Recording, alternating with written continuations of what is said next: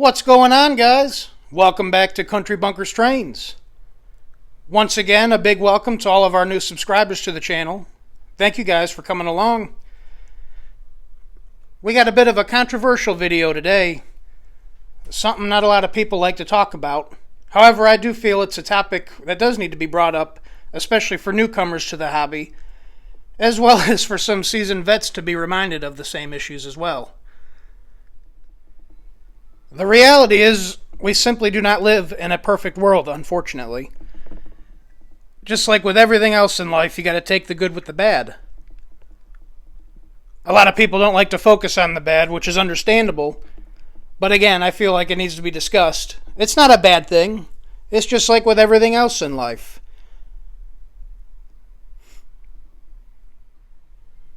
You know, this topic tends to bring a lot of heated discussion, especially on the forums. There are a lot of very passionate people about their trains. Whether it be post-war Lionel, modern MTH, old MTH, hell, any of them. If you're unable to tell, I am a huge fan of both Lionel and MTH. I love them all. I don't want anybody to take anything the wrong way because I do. I enjoy all of it. I'm not going to lie to you. Just as pretty much everybody else, I am a bit biased towards one manufacturer for modern equipment. But that's because that's what's worked the best for me. It doesn't mean I dislike Lionel. I still love it. In fact, I'm looking to save up right now to get another legacy engine later this year. But like I say, I didn't want this to turn into a pissing match, if you will. A lot of people get very passionate about their stuff, and it's understandable. And also, I'm not discounting some stories I've heard. People buying, $2,000 engines and them showing up not working or broken. Yeah, I'd be pretty pissed about that too. Don't get me wrong. That might be enough to make me go to another manufacturer versus what I was buying from them. But again, as I say, don't take anything to heart. Don't take it too seriously. They're just toys after all, right? Before we get started, there is one other item I wanted to touch base on that kind of relates to this. This gets said a lot in the hobby, however, I'm a big advocate of it as well, and I might sound like a broken record. But guys, support your local hobby shops whenever possible. They're a dying breed. Nobody wants to see them go out. And you got to think of these things just as you would your car. You bought your car, you love your car, it's great, it runs, everything works. However, I promise you, you have your car long enough, something's going to break. It's inevitable. And it's the same with these old gauge trains. They're electric machines. Machines don't last forever. Stuff's going to break, things are going to fail. It's much nicer to be able to take your engine that you picked up at your local hobby shop back to the same hobby shop to have serviced. It's much better than mailing it off, at least to me. I like to be able to see it in person. And hell, you never know. Maybe one lazy Saturday you're working on your layout. You forgot to get that one piece that you need to finish what you were doing, and you're able to go pick it up locally. Or you just want to kill some time. Go hang out in there, talk with people, check out what's new. The point is, you don't know what you have till it's gone. We don't want to see them disappear. Down here in Florida, it's very sparse, as I've mentioned. We only got 2 shops. My closest one is 2 hours away. But I damn sure go over there and make sure to spend my money. But yeah, I don't want to see them go. I'd rather spend, a Saturday morning going to the shop than not having it there at all and not being able to go, you know what I mean? Speaking of local hobby shops, I just got back from mine earlier today. Picked up another goodie. This one's the MTH Premier Kansas City Southern SD70 Ace with the Veterans paint scheme. Beautiful engine. Happy to have it. With MTH closing, I don't know if I'd say I'm a panic buyer per se. However, I am trying to get all that I can or that I want while I still can, while it's still easily accessible. Really is a shame to think of them going out. Pretty sad, really. But such is life. Collect them while you can, right? But anyways, guys, back to the topic on hand. These engines you see in front of you are my problem children, if you will. They all have an issue of some sorts. You'll notice they range from old to used to brand new. You'll also notice they range from the low end all the way up to the high end. The premium stuff, even some stuff in the middle. This is to show that it doesn't affect, one specific product, one specific brand. It's with everything. It's not just with one item.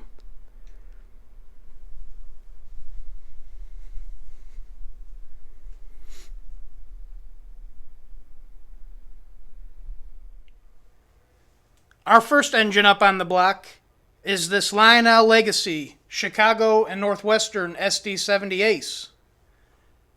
Beautiful engine. Phenomenal looking.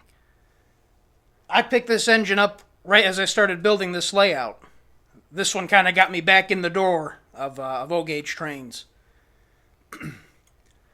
I got this from an actual local hobby shop that unfortunately closed this last year. It came out, as I say, in 2011 and was sitting on their shelf for quite a few years when I got it back in 2018 or so. I brought the engine home, fired it up. It ran great for a couple days. The smoke unit started acting up first. Not a big deal. I figured I'd give it a little bit of leeway, It had been sitting for 6-7 years. I ran it for a few more months, if that, maybe 2. And I don't know if it's something with the Odyssey system or one of the motors is going bad, but she's not a good runner anymore. Something's wrong with it. I'm not the best with these modern engines. They're like little robots when you take the shell off. I'm out. I'll stick to the post-war stuff. It hasn't been high on the priority list to get fixed.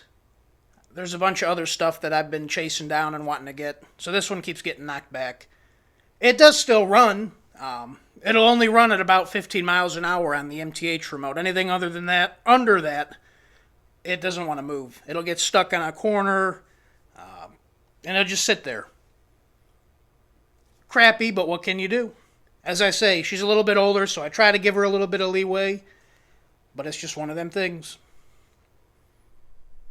Back on the topic of hobby shops, as I say, I got this one at the local hobby shop that was literally 20 minutes down the road. It was your modern era hobby shop, if you will. It was mainly RC cars and planes, stuff like that, but they did have an aisle of trains in the very back. As important as it is, I think, we continue shopping at the hobby shops to make sure they don't become a thing of the past, it's also very important for the hobby shops to accommodate us. This hobby shop was not very good at that, and I believe that's the reason they are no longer with us. They kind of ticked me off when I was in there looking at this engine. As I was having them test it out, putting it on the test track, I overheard one of the guys saying, what idiot would spend, $300-400 on a model train? Me, jackass! I want to buy it.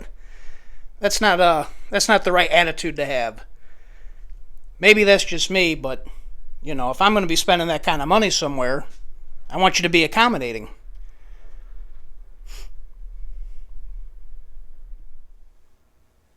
Our second engine on the list is this Lionel Lion Chief Plus Louisville and Nashville GP9. I got this from the same hobby shop as the Chicago and Northwestern SD70 Ace. I was intrigued by this model. I really wanted to try out the Lion Chief Plus aspect and see what it was all about. No, it's not the most scale detailed, and it's more of a cheaper end model. But I gotta say, it's a pretty cool little model. This was kind of a fan favorite on the layout for visitors. It was pretty cool showing them the evolution of trains and how far they've come along throughout the years. Being able to show them Bluetooth and all that good stuff. A lot of people enjoyed it. It is, as I say, it is a really cool little engine. She was a great runner for a few months, and she still does run really good. However, I think one of the boards is going out on it. I've lost basically all the sounds and volume, as well as coupler control. The sounds do still kind of work. You can hear them very faintly, but the volume won't go up, it won't go down. It's stuck in whatever mode it's stuck in right now. But as I say, it still runs. So I kind of torture it a little bit and run it pretty much daily, because it is a great little runner. I don't know if I'd say I'd buy another Lion Chief Plus engine. It was cool to experiment with. I might get this one fixed. I might not. Again, it's a lower line model. As cool as it is, I've got bigger fish to fry, if you know what I mean. But like I say, it did bring a bunch of smiles. And if I was trying to redo a post-war layout, but somewhat modern, this is definitely the way to go. The only thing I'm not real huge on, which Lionel is correcting now, was being able to only control it with the remote. It was cool, but when you're in a command control world, it was kind of, whatever. But what can you do? And as I say, Lionel's corrected that, it seems like, with Lion Chief Plus 2.0, whatever the hell they're calling it. They're all TMCC control. Our third engine on the block is this Lionel Lion Master Challenger. This isn't the legacy version. This is the version from 2005 with TMCC. I was ecstatic to get this engine. What a disappointment for it to be having the problems that it's been having. I received the engine from Facebook. I was on one of them Facebook groups. I purchased it through a gentleman. Nothing bad to say about the guy I bought it from. He was helping a family with an estate sale. And the gentleman was a train collector but didn't have a layout, so he displayed everything that he owned. And this was one of them engines. And again, it didn't look like it had been run at all. Beautiful engine. But anyway, I got it, and right out of the box, it wouldn't move. It has great sounds. It was getting all the command controls, but it just wouldn't move. I quickly sent it out to a repair center to have them fix it. It turned out one of the boards was bad. They replaced the board, brought it back to me, or sent it back to me, sorry, and she ran great. A couple months later, it started doing the exact same thing. It would receive all the commands from the remote, but it wouldn't move. So again, I mailed it back out. This time it was a pinched wire. Luckily, it wasn't a board. Okay, cool. Got the engine back, enjoyed it for a couple more months. Here we are again, doing the exact same thing. I took the shells off both the engine and the tender to check the wires, but I couldn't see anything. And again, these intimidate me, plain and simple. I'll stick to the post-war stuff. This one will get fixed. I love this engine. I'm ecstatic to have it. Obviously, I don't have any 072 curves, so these compressed engines for the articulates is what works for me. But as I say, we'll get it fixed one day. We'll do a proper video on it. I do really love it. No, it doesn't have as great a sounds as its modern legacy version, but it's still very impressive going around the layout. Our fourth engine on the list is this MTH Rail King Imperial M1A steam engine. Beautiful engine. It looks great. I love the quote-unquote long-haul tender on it. I think it looks awesome. As big of an MTH fan as I am, I do have no problem telling you, to me, this engine is a complete dud. I really want to like it, but everything about it has given me trouble. It hates going up and down any kind of grade. The smoke unit has been nothing but problematic. Even the rods on the side, the screw popped out and bent one of the rods. So now it has issues running down the track. It does still run. Not very great, but it does run. Even though this engine is a dud to me, it will still serve its purpose. It's a PS3 model. Luckily, the internals still work great. The computer boards and everything are awesome, in good shape. I plan on stealing the innards of this engine and putting it on one of my Protosound 1 engines. So I still have a use for it. Whether I toss this, get rid of it, make it a shelf model, I don't know. But yeah, personally, honestly, If you guys are in the market, stay away from this one. And again, that's just me personally. Your experience may differ, but it hasn't worked great for me ever since I've had it. This came from a local train show. It was a decent buy. It wasn't that expensive. That's why I'm not too upset about it. As I say, I got about as much invested in it as it was to get a PS3 upgrade kit, so I don't feel bad about it. Our last engine on the list is this Lionel post-war 2363 Illinois Central F3. I contemplated really hard about including this engine on the list. However, in an effort to be fair and equal, here it is. The reason I say I contemplated so hard on it, this engine's 70 years old. It's expected that it's going to have some problems. And honestly, if you're going to be collecting post-war, I think you need to be ready to tinker. As great as these engines do run, and they will last forever, they require a little bit more preventative maintenance than their newer counterparts. But again, if you're getting into the hobby as a newbie, and you're looking to collect just post-war, this could pose an issue for you if you don't know how to work on your own stuff. I picked this one up at a hobby shop up in Pennsylvania while I was on a trip. Really happy to have it. It was a great runner. And it does still run really good. Something's going on with either the wiring or the E-unit. It still runs, but going around on curves and such, it kind of loses power, it loses momentum. I've taken the E-unit apart and cleaned it, and everything looked good. But again, it's still not running the best that it could. This might be my next candidate for an ERR Cruise Commander upgrade. As I say, I really do like the engine, and it's in beautiful shape. But I just don't run it a whole lot because I don't want to hurt anything, or hurt it any more than it already is. But yeah, guys, as I say, these are my problematic engines, my problem children. I enjoyed them all, and I wouldn't do it. I'd do it all over again for sure. I also want to make note, as I said earlier, it doesn't affect one certain model or age or anything like that. All of them have their little issues here and there. I will say these three right here this is all of my modern Lionel equipment, engine-wise. All three of them are down. Hence my my love for MTH. And as I say, don't get me wrong, my MTHs, they have their issues as well. In fact, if you saw my video a couple weeks ago of the E8s that I just got, those had a problem as well.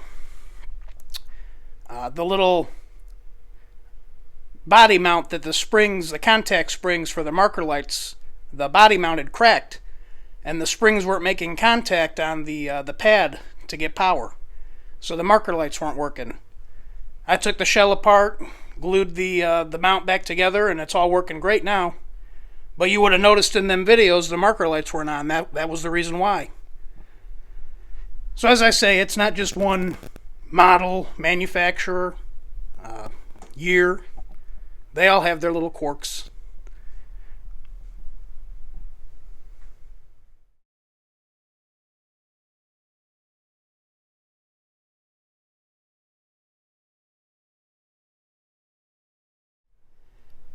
The best advice I can give is buy what you like and buy what works for you and what you can afford.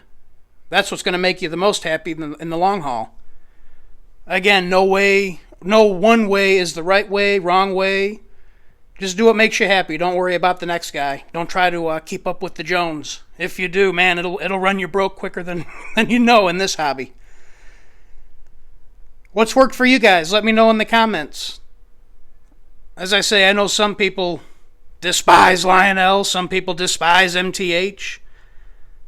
I don't see a reason for it, but like I say, let me know in the comments what's worked for you. Anyways, guys, thank you guys for watching. My name is Zach, and this is Country Bunkers Trains. If you enjoyed this, please make sure to like, comment, and subscribe. It would be much appreciated. Y'all have a good one. Take care.